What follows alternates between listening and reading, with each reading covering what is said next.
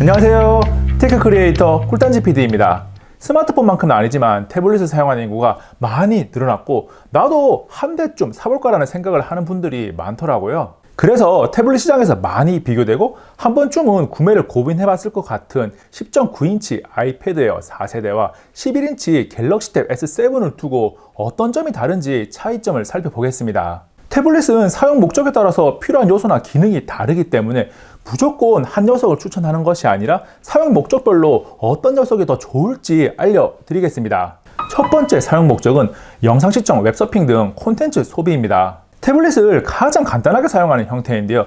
여기에 애플 펜슬이나 S펜을 사용하지 않는 스타일이라면 에어 4세대나 갤탭 S7은 사실 필요가 없습니다. 라인업을 한 단계 낮춰서 아이패드 8세대나 갤탭 A7 10.4 정도도 괜찮다고 생각을 하거든요. 사용 목적이 단순하다면 아이폰을 쓰고 있으면 아이패드, 안드로이드 스마트폰을 쓰고 있으면 갤탭을 선택하는 게 편합니다. 그리고 한 발 더 나아가서 정말 영상 시청, 웹서핑 등 기본적인 목적 이외에는 사용하지 않을 것 같다면 아마존 파이어 HD 등 10만원대 제품으로 가는 것도 괜찮은 선택입니다. 다시 본론으로 돌아와서 영상, 강의 등 콘텐츠를 소비하는데 가장 중요한 것은 화면 비율입니다. 화면 비율이 에어 4세대는 4대 3이고 갤탭 S7은 16대 10입니다. 아무래도 유튜브나 넷플릭스 등의 영상 콘텐츠나 강의 영상들은 대부분 16대 9의 화면비를 가지고 있다 보니까 에어 4세대는 상하 래터박스가 많이 남아서 갤탭 S7보다는 더 좋지 않습니다. 영상 시청 시에 우리 귀에 들리는 소리도 중요하니까 스피커도 살펴보면 아이패드 에어 4세대는 스피커가 2개가 달려있고 갤탭 S7은 4개가 달려있는데 에어 4세대가 겉보기에는 구멍이 4개이긴 한데 2개가 달려있는 게 맞습니다. 물리적으로 갤탭 S7이 더 앞서는데 실제 소리를 들어봐도 갤탭 S7이 더 웅장한 느낌도 나고 더 좋더라고요. 첫 번째 사용 목적 콘텐츠 소비에서는 갤럭시 탭 S7을 추천합니다. 두 번째 사용 목적은 학습용 또는 업무용까지 범위를 넓혀 보겠습니다. 이때 펜도 적극적으로 사용한다고 전제를 깔아둘게요. 학습용과 업무용은 크게 세 가지를 고려해야 합니다. 첫 번째는 필기, 두 번째는 문서 작업을 포함하는 멀티태스킹, 세 번째는 온라인 강의 또는 화상회의 편의성입니다. 에어 4세대, 애플 펜슬 2세대는 펜 쪽이 딱딱해서 필기를 해보면 딱딱함과 딱딱함이 만나서 낯선 느낌이 살짝 나는데 S펜은 상대적으로 부드러운 느낌이 강합니다. 그래서 애플 펜슬을 사용하는 많은 분들이 종이 질감 필름을 부착해서 사각사각하는 느낌을 만들어서 사용하기도 합니다. 그리고 애플 펜슬 2세대는 사용할 때 딱딱거리는 소리가 조금 더 크게 나는데 도서관 등 조용한 공용장소에서 사용하기에 눈치가 보일 수 있습니다. 아무튼 개인 취향 차이가 발생하는 부분이긴 한데 기본적인 필기감은 갤탭 S7이 더 좋습니다. 그런데 필기앱의 종류나 기능들은 아이패드 에어 4세대가 갤럭시 탭 S7보다 더 다양하고 많습니다. 안드로이드 진영이 예전에 비해서는 굉장히 많이 따라오긴 했는데 그래도 아직까지는 아이패드가 조금 더 우위에 있는 거죠. 그리고 화면 비율이 필기하기에 에어 4세대가 더 좋습니다. 화면 비율 4대 3이 16대 10보다 필기하기 더 좋은 이유는 사실 직접 경험해 봐야지만 알 수 있는 부분인데 대부분의 사용자들이 인정하는 부분이라서 에어 4세대가 더 좋다는 것을 믿으셔도 됩니다. 학습용이나 업무용이라는 것은 문서 작업도 하고 검색을 하면서 자료도 찾아보는 등 멀티태스킹을 많이 하게 됩니다. 이런 환경에서 갤탭 S7이 멀티태스킹 화면 비율을 내 맘대로 조절할 수 있는 부분이 더 편하게 다가오는데 단독으로 문서 작업을 하는 것은 우열을 가리기 힘들 만큼 비슷합니다. 단지 두 제품 모두 마우스 사용이 가능해서 무선 마우스 하나 들고 다니면서 문서 작업 시 사용하면 편한데 갤탭 S7에서는 덱스 모드를 켜면 마우스를 PC에 연결해서 사용하는 것처럼 사용할 수 있는 반면 에어 4세대는 그냥 내 손가락을 대신해주는 포인터 정도로밖에 사용할 수 없습니다. 시기가 시기인지라 학습용이라면 온라인 강의, 업무용이라면 화상회의를 태블릿으로 정말 많이 합니다. 그런데 전면 카메라의 위치가 갤탭 S7은 괄호화면 기준이고 에어 4세대는 세로화면 기준입니다. 저는 가로 모드가 더 편하고 좋은데 본인의 사용 패턴을 생각할 필요가 있습니다. 지금 보는 것처럼 스탠딩 케이스들 대부분이 가로 모드를 기준으로 하기 때문에 가로 모드가 조금 더 편하긴 할 거예요. 두 번째 사용 목적, 학습용 또는 업무용으로는 필기를 정말 압도적으로 많이 한다면 필기감이 조금 살짝 걸리긴 하지만 아이패드 에어 4세대를 문서 작업을 비롯해서 멀티태스킹을 정말 많이 하고 도서관 등 조용한 장소에서 많이 사용을 하면서 최우선 가치로 필기감을 생각을 한다면 갤럭시 탭 S7을 추천합니다.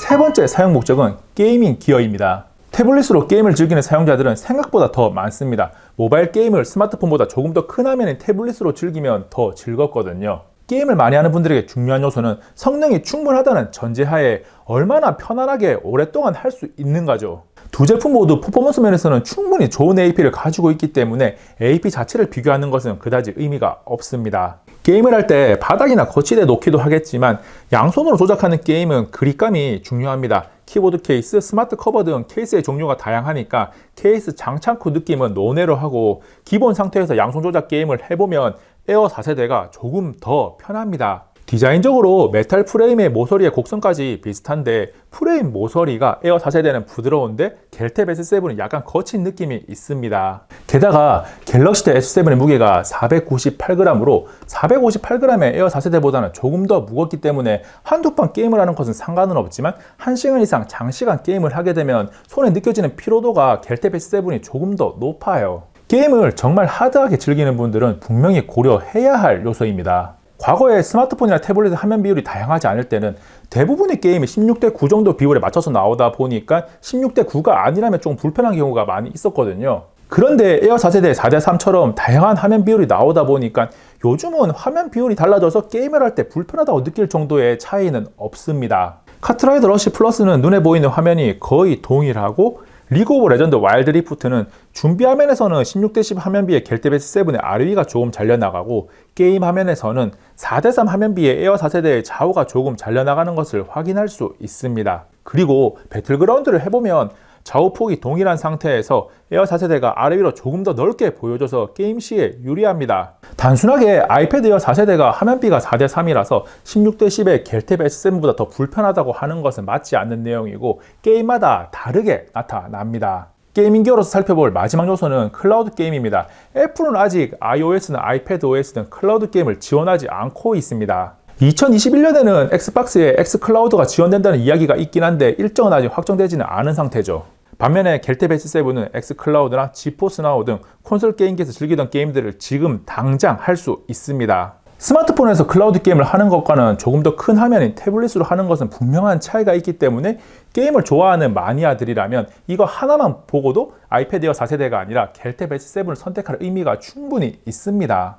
세 번째 사용 목적, 게임에서는 평소에 모바일 게임만 즐긴다면 아이패드 에어 4세대를, 클라우드 게임까지 고려를 한다면 겔탭 S7을 추천합니다. 콘텐츠 소비, 공부인 업무용, 게임용으로 사용 목적을 나눠서 어떤 녀석이 더 좋을지 살펴봤는데 사용 목적과 상관없이 공통적으로 고려해야 하는 요소도 이야기를 해보겠습니다. 공통사항 중에 가격을 이야기하지 않을 수 없습니다. 언뜻 보면 가장 싼 와이파이 모델 기준으로 에어 4세대 64기가가 779,000원이고 겔탭 S7 128기가가 829,400원이니까 차이가 많이 나 보이지는 않습니다. 그런데 에어 4세대에 애플 펜스 2세대 가격 165,000원을 더하고 나면 944,000원이 되기 때문에 겔탭 S7과는 간격이 많이 벌어지게 되죠. 같은 용량 256기가를 비교해봐도 에어 4세대 애플 펜스 2세대를 더하면 114,400원이고 겔탭 S7은 899,800원입니다. 사용 목적이나 다른 조건으로는 도무지 두 녀석 중에 하나를 고르지 못하겠다 하는 분들은 가격만 보고 그냥 갤럭시 탭 S7을 선택하는 것도 좋은 판단입니다.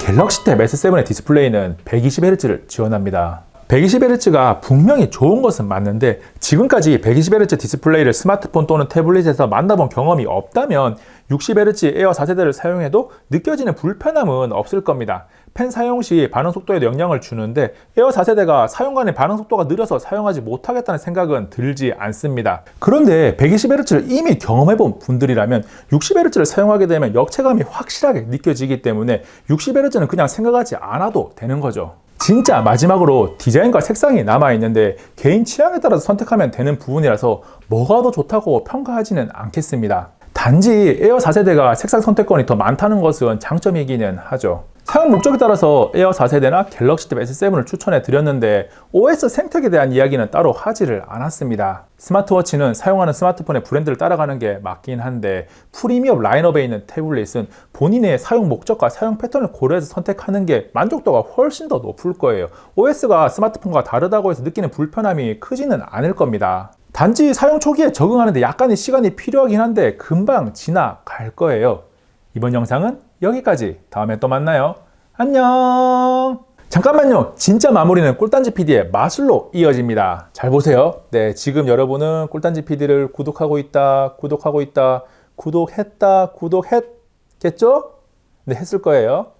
이 영상도 한번 보세요. 정말 열심히 만든 영상이고요. 이 영상 정말 따끈따끈한 최신 영상입니다. 알차죠?